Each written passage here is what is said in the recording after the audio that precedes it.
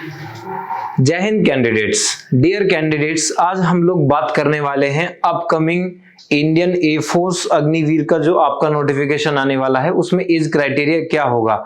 देखिए, ये वीडियो मैं लॉन्च कर रहा हूं स्पेशली उन कैंडिडेट्स के लिए जो सीरियस हैं और जो चाहते हैं कि एक एक्सपेक्टेड एज क्राइटेरिया हमें पता चले। वैसे बहुत सारे डिफरेंट यूट्यूब चैनल्स पे ये बात पता है, उन्होंने बता भी दी है, लेकिन फिर भी आप लोगों के लिए मैं लेके आया हूं कि क्या एक एज क्राइटेरिया हो सकता है।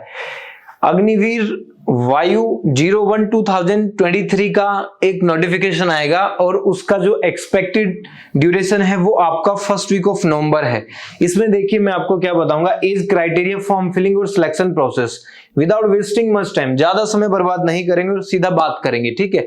पिछला जो इनटेक आया था दोस्तों, age limit in previous intake 01/2022, उसमें जो आपका एज क्राइटेरिया था, अगर मैं उसकी बात करूं तो वो आपका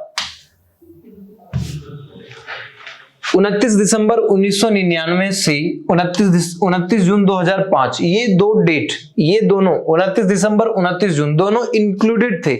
अगर किसी का जन्म 29 दिसंबर 1999 को हुआ है तो ऐसा नहीं है कि 30 वाला ही फॉर्म भर पाएगा, 29 वाला भी भर पाएगा। Both the days were included.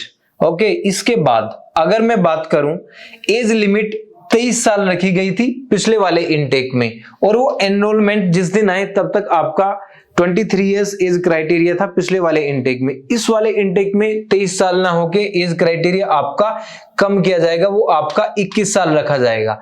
अब जब एज क्राइटेरिया 21 साल रखा जाएगा तो पहले तो मैं आपको बता दूं कि इसमें आपने करना क्या है। अगर मैं बात करूं कि 23 पहले था, 21 इस बार रखा जाएगा, तो 2 साल तो आपने वैसे ही कम करना पड़ेगा।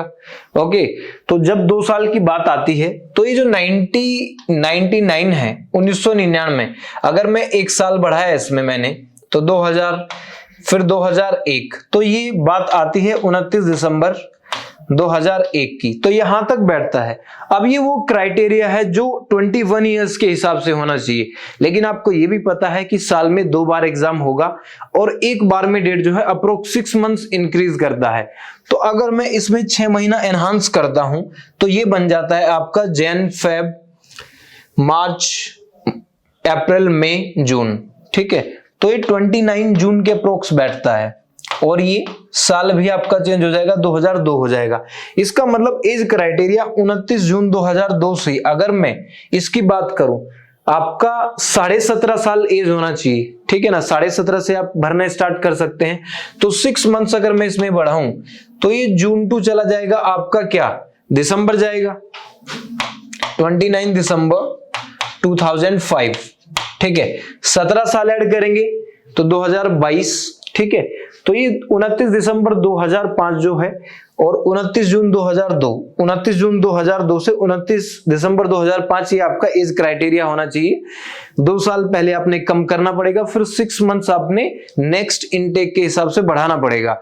अब ये 01/2023 के हिसाब से है। जब इसका दूसरा इनटेक 02/2023 आएगा तो उसमें भी आपको 6 मंथ्स एनहांस करना पड़ेगा, ठीक है दोस्तों। तो एज क्राइटेरिया आपका इस बीच रहना चाहिए, ये एक्सपेक्टेड है।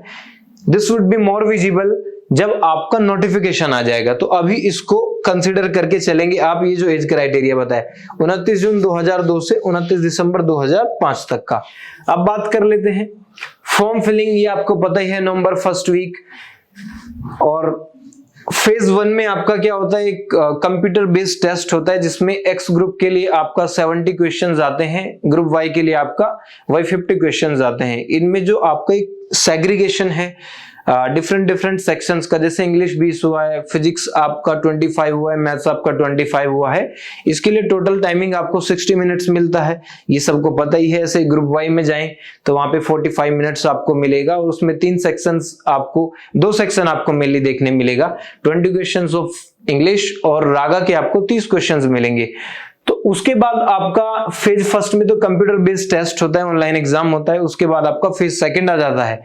फेज सेकंड में आपको पता ही है आपका नॉर्मल फिजिकल का क्राइटेरिया रखा गया है, जिसमें 1600 मीटर विद इन 6:30 आपको कंप्लीट करना पड़ता है। इसके बाद आ जाता है आपका पुशअप्स का आ जाता है, सिटअप का आ जाता है, स्क्वाट्स का आ जाता है, ठीक है।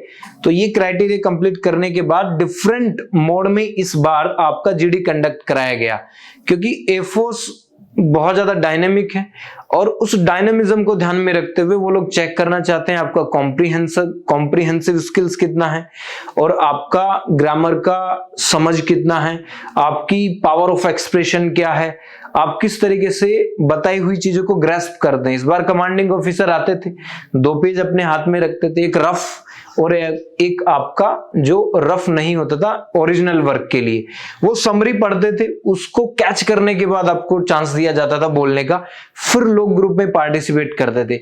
तो इस बार जो मोड ऑफ कंडक्ट है उसमें थोड़ा वेरिएशन देखने को मिला और आगे भी यही प्रोसेस आपका अप्लाई किया जाएगा। तो be awaken, be aware of this. अभी मैं आप लोगों को यही कहूंगा कि ये जो क्राइटेरिया मैंने बताया है इसी को ध्यान में रखते हुए आप लोग तैयारी पे लग जाएं। जय हिंद, जय भारत।